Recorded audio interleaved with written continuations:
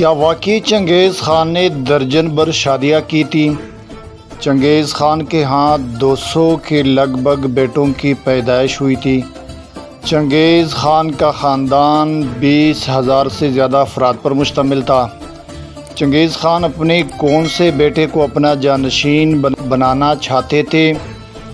چنگیز خان کے بیٹے چغتائی نے کون سے 40 سالہ پرانے واقعے کی طرف اشارہ کیا تھا؟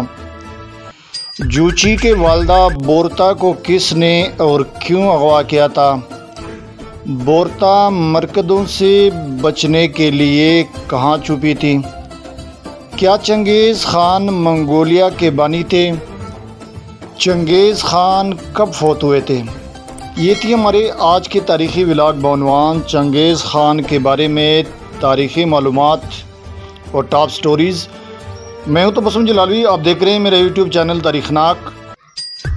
آج کے تاریخناک میں آپ کو چنگیز خان کی حالات زندگی پر مبنی تاریخی معلومات سے روشناس کیا جائے گا، لیکن تفصیل پر جانے سے پہلے اگر آپ نے ابھی تک میرے یوٹیوب چینل تاریخناک کو سبسکرائب نہیں کیا تو چینل کو سبسکرائب کریں اور اگلی ویڈیوز کی نوٹیفیکیشن حاصل کرنے کے لیے اس کے بیل آئیکن کو لازمی پریس کیجیے گا۔ اب آئیے چلتے ہیں چنگیز خان کے بارے میں معلومات لیتے ہیں۔ کسی ایک شخص کی اتنی اولاد کیسے ہو سکتی ہے؟ جینیاتی تحقیق اپنی جگہ، اس بات کی تاریخی شواہد موجود ہیں۔ چنگیز خان نے خود درجنوں شادیاں کی تھی اور ان کے بیٹوں کی تعداد 200 بتائی جاتی ہے۔ پھر ان میں سے کئی بیٹوں نے آگے جا کر حکومتیں قائم کی اور ساتھ ہی ساتھ وسیع و عریض حرم رکھیں، جہاں ان کے ہاں بڑی تعداد میں بیٹے اور بیٹیاں پیدا ہوئی تھی۔ مشہور مورخ ملک عطا جوینی اپنی کتاب تاریخ جہاں گشائی میں چنگیز خان کے موت کے صرف 33 سال بعد لکھتے ہیں، اس وقت اس کے خاندان کے 20,000 افراد عیش و عشرت کی زندگی گزار رہے ہیں۔ اس کے بارے میں مزید کچھ نہیں کہوں گا، کیونکہ کہیں ایسا نہ ہو کہ اس کتاب کے قارئین اس کے مصنف پر مبالغے کا الزام لگا لے اور یہ کہنا شروع کر دے کہ اتنے مختصر وقت میں ایک شخص کے ہاں اتنی اولاد کی پیدائش کیسے ہو سکتی ہے۔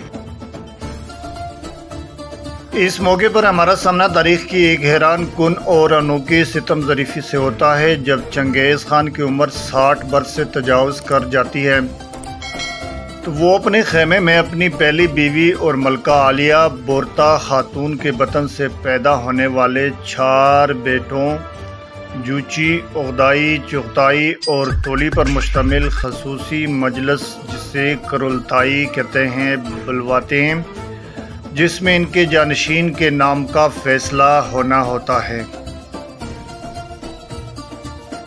چنگیز خان نے کرولتائی کا آغاز کچھ یوں کیا تھا کہ سب بیٹے خاقان بننا چاہے اور ایک دوسرے کے ماتحت کام کرنے سے انکار کر دے تو پھر کیا یہ وہی بات نہیں ہوگی جو پرانی کہانیوں کے 2 سانپوں کے بارے میں کہی جاتی ہے، جس میں سے ایک کے کئی سر اور ایک دم اور دوسرے کا ایک سر اور کئی دمیں تھیں۔ چنگیز خان نے کہانی سنانی شروع کر دی کہ جب متعدد سروں والے سانپوں کو بھوک لگتی تھی اور وہ شکار کرنے کے لیے نکلتے تھے تو اس کے متعدد سر آپس میں متفق نہیں ہو جاتے تھے کہ کس طرف جانا ہے۔ آخر کئی سروں والا سانپ بھوک سے مر گیا، جبکہ کئی دموں والا آرام سے زندگی گزارتا رہا۔ اس کے بعد خاقان اعظم نے اپنے سب سے بڑے بیٹے جوچی خان کو بولنے کی دعوت دی۔ کٹر منگول حفظ مراتب کے مطابق پہلے بولنے کا حق دینے کا مطلب یہ تھا کہ باقی بھائی جوچی کی اولیت قبول کر لیں۔ یہ وہ بات دوسرے نمبر والے بیٹے چغتائی کو ہضم نہ ہو سکی۔ وہ اٹھ کھڑا ہوا اور اپنے باپ کو مخاطب کر کے کہا، کیا اس کا مطلب ہے کہ آپ جوچی کو اپنی جانشینی عنایت کر رہے ہیں؟ ہم کسی مرکد کی ناجائز اولاد کو اپنا سربراہ کیسے مان سکتے ہیں؟ چغتائی کا اشارہ 40 برس پرانے اس واقعے کی طرف تھا جب بورتا خاتون کو چنگیز خان کے مخالف قبیلے مرکد نے اغوا کر لیا تھا۔ بورتا 1161 میں الخوند قبیلے میں پیدا ہوئی تھی، جو تیمو چند جو کہ چنگیز خان کا اصل نام تھا کہ بورجیگن قبیلے کا حلیف تھا۔ ان دونوں کی بچپن ہی میں منگنی ہوئی تھی، جبکہ شادی اس وقت ہوئی جب بورتا کی عمر 17 اور چنگیز کی عمر 16 برس تھی۔ بورتا کو سمور کی پوستین بطور جہیز دے گئی تھی۔ شادی کے چند ہی دن بعد مرکت قبیلے نے جوڑے کے کیمپ پر دعویٰ بول دیا۔ تیمو چند اپنے 6 کم عمر بھائیوں اور ماں سمیت فرار ہونے میں کامیاب ہو گیا، تاہم اس کی دلہن پیچھے ہی رہ گئی۔ مرکت اصل میں بورتا ہی کے لیے آئے تھے۔ کہانی کچھ یوں ہے کہ تیمو چند کی ماں بوئلن مرکت قبیلے سے تعلق رکھتی تھی اور اس سے تیمو چند کے باپ نے اغوا کر کے اپنی بیوی بنا لیا تھا۔ مرکت برسوں بعد بھی اس بات کو بھلا نہیں پائے تھے اور وہ بورتا کو اٹھا کر بوئلن کا بدلہ لینا چاہتے تھے۔ بورتا جان بچانے کے لیے ایک بیل گاڑی میں چھپ گئی، لیکن مرکتوں نے اسے ڈھونڈ نکالا اور گھوڑے پر ڈال کر ساتھ لے گئے۔ تیمو چند نے اپنی دلہن کی بازیابی کی کوششیں جاری رکھی۔ خانہ بدوش مرکت قبیلہ وسطی ایشیا کے ہزاروں میل کے رقبے پر پہلی چراگاہوں میں جہاں جہاں جاتا، تیمو چند کچھ فاصلے سے ان کے پیچھے پیچھے ہو لیتا تھا۔ اس دوران اس نے ادھر ادھر سے ساتھی بھی اکٹھا کرنا شروع کر دیے تھے۔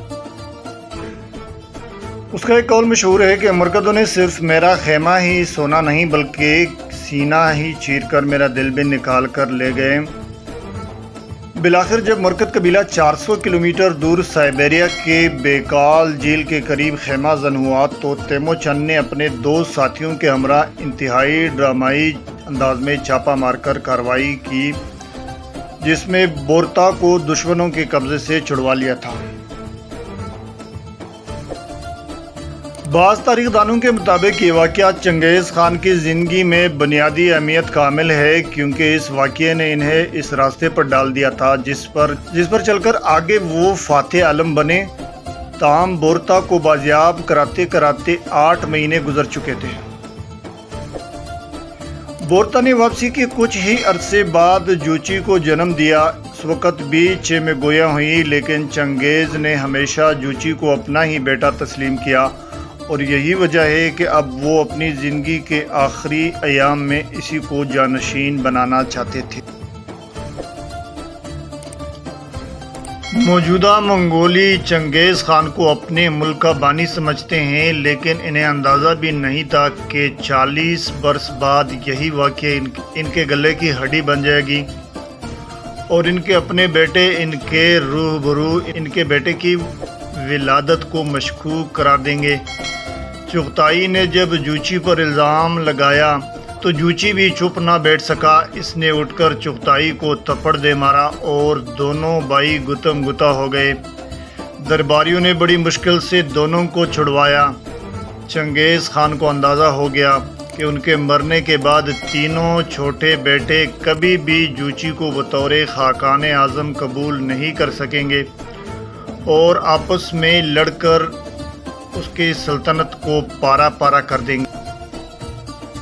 اب چغتائی نے ایک تجویز پیش کی جس کے چھوٹے بھائیوں نے بھی فوری تائید کر دی تھی۔ اس نے بیچ کا راستہ پیش کیا کہ نہ میں نہ جوچی بلکہ تیسرے نمبر والے اوغدائی کو خاقان بنا دیا جائے۔ چنگیز خان کو چوٹ تو گہری لگی تھی، لیکن کوئی اور چارہ بھی نہیں تھا۔ انہوں نے کہا دھرتی ماں وسیع ہے اور اس کے دریا اور جھیلیں بے شمار ہیں، ایک دوسرے سے دور دور خیمے نصب کر لیں اور اپنی اپنی سلطنتیں قائم کریں اور وہاں پہ اپنی حکومتیں کر لیا کریں۔ یہ تاریخ کی عجیب و غریب ستم ظریفی ہے کہ آج جس شخص کی اولاد کروڑوں میں بتائی جا رہی تھی، اس کے اپنے بیٹوں نے اس کے منہ پر اس کے مقرر کردہ ولی عہد کو اس کا بیٹا ماننے سے انکار کر دیا تھا۔ 18 اگست 1227 کو آخری سانسیں لیتے وقت شاید چنگیز خان کو سب سے زیادہ دکھ اس بات کا رہا ہوگا کہ اس کے بیٹے نے اس کے ولی عہد کو تسلیم نہیں کیا تھا۔ یہ تھی چنگیز خان کی زندگی کے بارے میں تاریخی معلومات جو کہ آپ کو وہاں پہنچائی گئی، امید ہے یہ آپ کو بہت پسند آئے گی۔ آج کے لیے اتنا ہی۔ زندگی رہی تو ایک اور تاریخی ولاگ کے ساتھ ہم بہت جلدی حاضر ہوں گے۔ تب تک کے لیے اپنا بہت سارا خیال رکھیے گا، مجھے دیجیے گا اجازت۔ اللہ حافظ، فی امان اللہ۔